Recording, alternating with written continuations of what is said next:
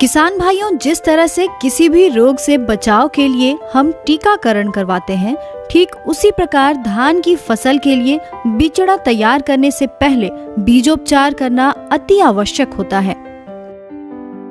तो आइए अब हम आपको दिखाते हैं कि बीजोपचार कैसे किया जाए। सबसे पहले बीज को पॉलिथीन शीट या साफ सुथरे फर्श पर फैला दें। उसके बाद उस पर पानी का छिड़काव करें। इस दौरान फफूंदनाशक की उचित मात्रा फैले हुए बीज पर चारों तरफ थोड़ा थोड़ा गिरा दें। फिर हाथों से बीज में दवा को अच्छी तरह से मिला दें। दवा मिलाने के बाद बीज को फिर से फैलाकर 2 से 4 घंटे तक सूखने के लिए छोड़ दें। अब ये बीज पूरी तरह से उपचारित है। इस बीज को आप बिचड़ा तैयार करने के लिए इस्तेमाल कर सकते हैं।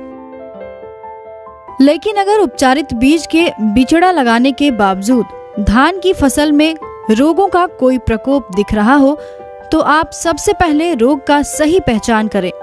उसके बाद ही उपयुक्त फफूंदनाशक या जीवाणुनाशक का प्रयोग करना चाहिए। आइए अब धान में लगने वाले प्रमुख रोगों और उनसे रोकथाम के विषय में जान लेते हैं।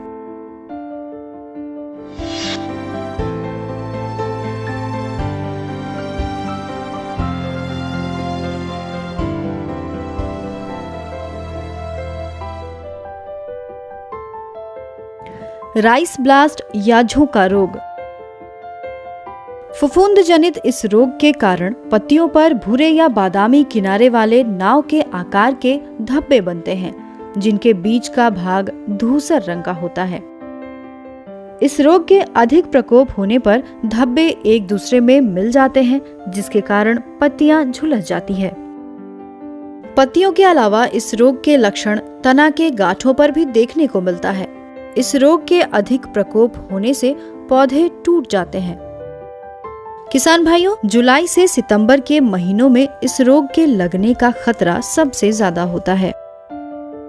इस रोग से बचाव के लिए विशेषज्ञ क्या सलाह देते हैं, आइए जानते हैं। इसके बचाव के लिए आपको 2-3 चीज ध्यान देने की जरूरत है। पहला चीज ये है कि नत्रजन जो आप इस्तेमाल कर रहे हैं, नत्रजन आप समय समय पे दें। कम नत्रजन का इस्तेमाल करें जब आपको दिखाई दे कि खेत में झोंका या ब्लास्ट का प्रकोप हो गया है। तो पहला चीज़ ये है। दूसरा चीज़, अगर पानी आप उसमें दे सकते हैं खेत में, क्योंकि नमी जब कम रहती है या खेत में पानी नहीं होता है तो ये बीमारी आपको दिखाई देता है। तीसरी चीज़ ये है कि अगर आपको ये बीमारी दिखाई दे खेत में, तो इसके बचाव के लिए हमको फफूंदनाशक, जिसको कि ट्राइसाइक्लाजोल कहा जाता है, ट्राइसाइक्लाजोल इसके लिए काफ़ी प्रचलित फफूंदनाशक है। ट्राइसाइक्लाजोल का आप 700 ग्राम मात्रा प्रति हेक्टेयर या 4 बीघा के रूप में आप इस्तेमाल कर सकते हैं। ट्राइसाइक्लाजोल अगर उपलब्ध नहीं हो तो आप कार्बेंडाजिम का मात्रा भी 2 किलोग्राम प्रति हेक्टेयर के लिए या प्रति 4 बीघा के लिए आप इस्तेमाल करके इसका बचाव कर सकते हैं। जैसा कि हमारे विशेषज्ञ ने बताया कि इस रोग से बचाव के लिए 1 ग्राम ट्राइसाइक्लाजोल नाम की दवा को प्रति लीटर पानी में मिलाकर प्रति हेक्टेयर के हिसाब से छिड़काव किया जाना चाहिए। अब जानते हैं धान में लगने वाले एक दूसरे रोग, जीवाणु झुलसा रोग के विषय में।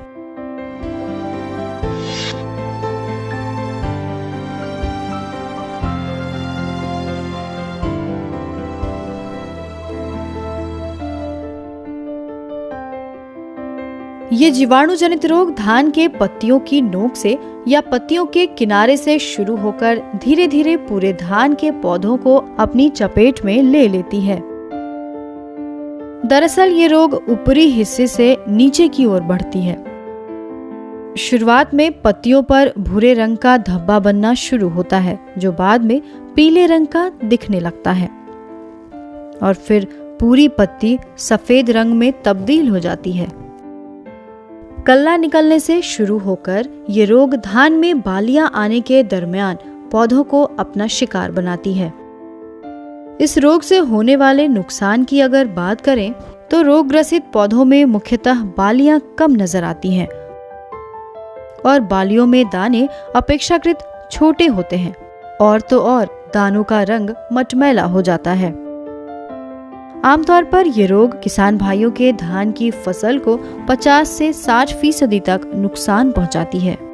अगर खड़ी फसल में इस रोग का प्रकोप दिखे तो कॉपर ऑक्सीक्लोराइड 2.5 किलोग्राम यानी 2.5 किलोग्राम और स्ट्रेप्टोसाइक्लिन 50 ग्राम की मात्रा को पानी में मिलाकर प्रति हेक्टेयर की दर से छिड़काव करें।